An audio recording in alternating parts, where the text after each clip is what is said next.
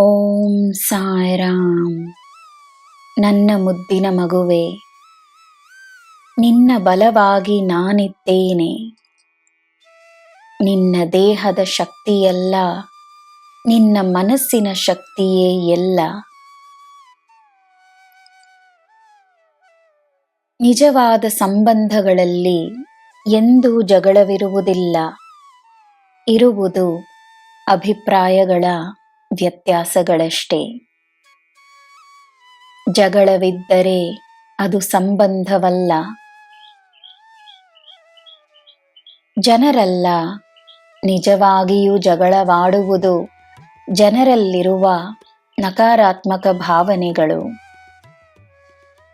ಗೌರವವಿದ್ದರೆ, ಪ್ರೀತಿಯಿದ್ದರೆ, ಅಭಿಪ್ರಾಯಗಳಲ್ಲಿರುವ ವ್ಯತ್ಯಾಸಗಳನ್ನು ಗೌರವ ಮತ್ತು ಪ್ರೀತಿಯಿಂದಲೇ ಸರಿಪಡಿಸಿ ಸಂತೋಷವಾಗಿರಬಹುದು.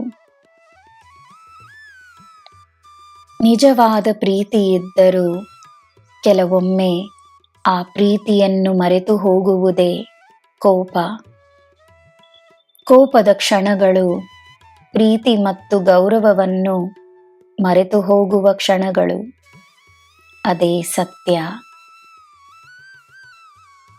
ಮನಸ್ಸಿನಲ್ಲಿ ಶಾಂತಿಯಿದ್ದರೆ ಪ್ರೀತಿ ನೆನಪಿರುತ್ತದೆ, ಪ್ರತಿ ಕ್ಷಣವೂ ನೆನಪಿರುತ್ತದೆ.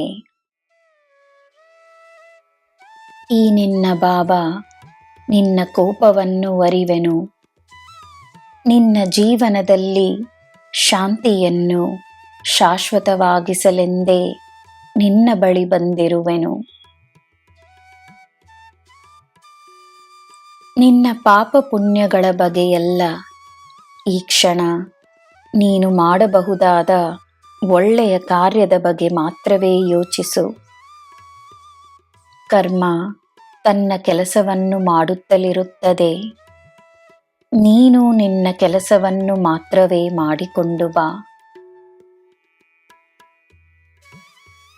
ನನ್ನ ಮಗುವೇ, ತನ್ನ ಮೇಲೆ, ತನ್ನ ಕಾರ್ಯಗಳ ಮೇಲೆ ಮಾತ್ರವೇ ಗಮನವಹಿಸುವ ವ್ಯಕ್ತಿಗೆ ಬೇರೆಯವರ ಸುದ್ದಿಯಲ್ಲಿ ಆಸಕ್ತಿ ಇರುವುದಿಲ್ಲ.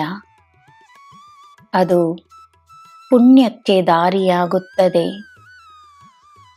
ನಿನ್ನ ಪುಣ್ಯವಾಗಿ ನಾನಿದ್ದೇನೆ. ನಿನಗೆ ಎಲ್ಲ ಶುಭವೇ.